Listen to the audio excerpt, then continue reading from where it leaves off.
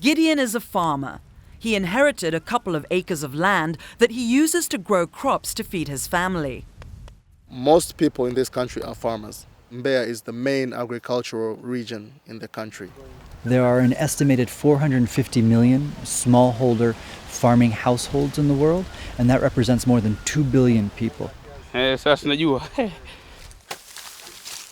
It's planting season in Mbeya and the beginning of an intensive CGAP research project that will record in minute detail, down to the last few shillings, the cash flows of households here over the course of a year.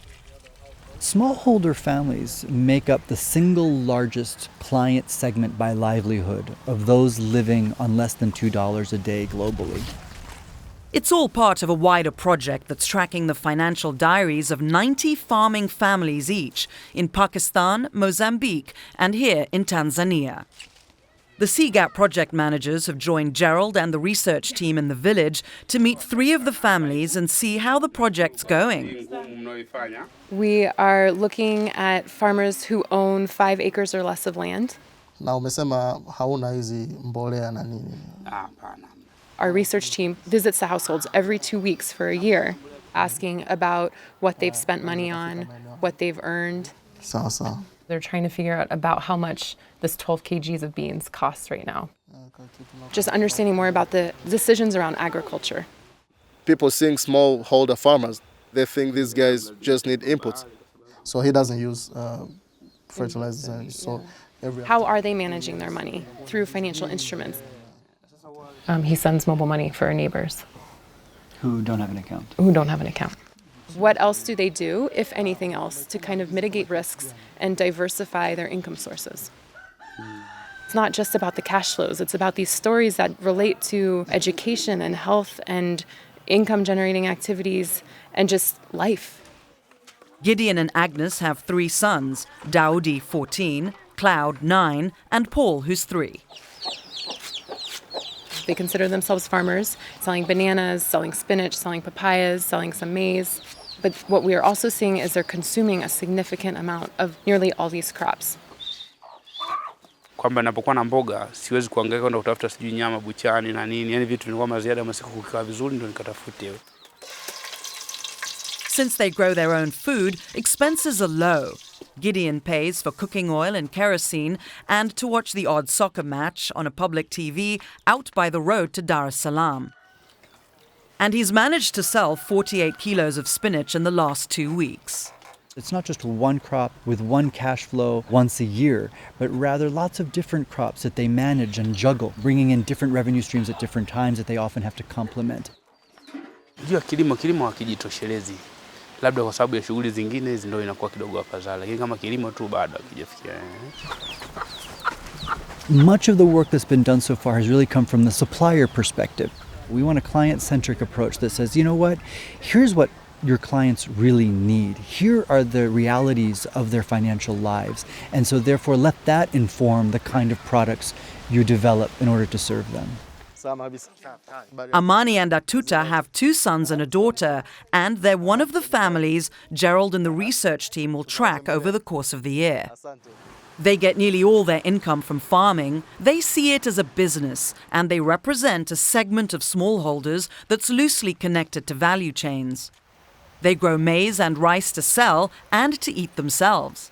Sana kilimo cha mpunga. Cha mpunga, ndio kinaongezea kipato kikubwa. Now is harvest time for the African eggplants. Amani picks each one by hand in the very short window between ripening and rotting. Atuta also buys beans from households in need of cash, which she resells in small amounts to neighbors. They've invested in improved seed for their maize crop and fertilizer for the African eggplant. He doesn't harvest them until he has a buyer because they go bad so quickly, but they also go bad even in the field.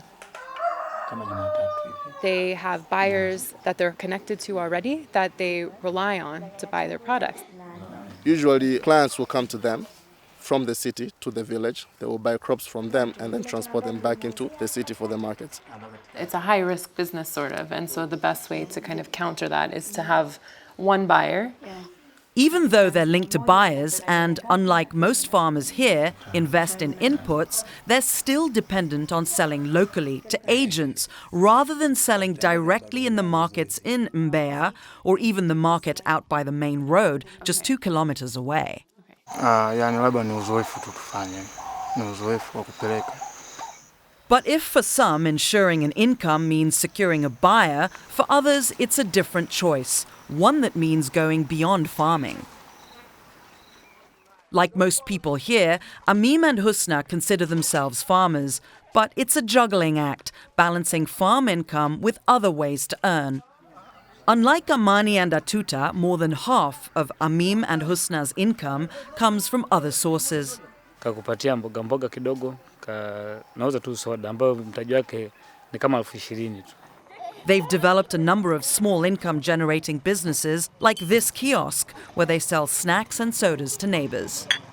I think for so long people assume that a smallholder family by definition has as its primary revenue stream agriculture.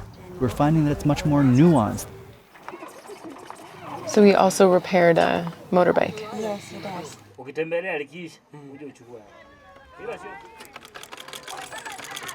All right, so this is their third source of self-employment for the last 2 weeks though already, huh? Yes, it Huh. is Tailoring, okay.